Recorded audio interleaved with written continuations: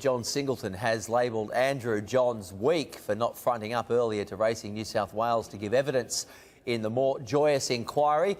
Johns will front the inquiry when it resumes next week, and his evidence is likely to determine its outcome. Whether or not she accepts it is one thing, but it seems Gai Waterhouse may be extended an olive branch by John Singleton, who says he'll happily seek to make peace with all involved if it's found he was misled by Andrew Johns. This is Singleton speaking before it emerged Johns will now front the More Joyous inquiry. If I find out that Andrew Johns, who I've had a high regard for, as has the whole Australian sporting community, has rung up and told me a lot of nonsense and has done damage not only to Gai and myself but to Tom or Robbie, I'll apologise to anyone who was hurt by it. We may indeed be closer to the truth.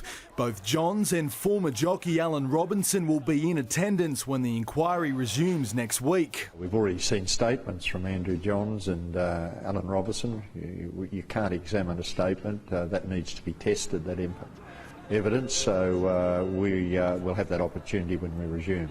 Those initial statements from both contradict phone records uncovered by Racing New South Wales, meaning the whole affair hinges on their appearance. Long-standing friendships too are on the line. My respect for Andrew Johns has diminished massively.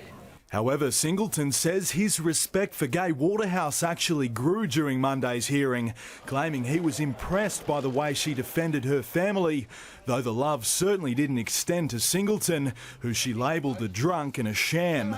She did bubble over with some comments really regarding the personalities involved. You can't withdraw and you can't reconcile from that, but we'd rather deal with evidence than disputation and personality clashes. Personality clashes of a high-profile nature that appear far from over. I've always trusted Andrew. I've known him since he's 14 years old and helped with his career on and off the field. But geez, how can you be so strong on the field and so weak off it? Richard Bayliss, Fox Sports News.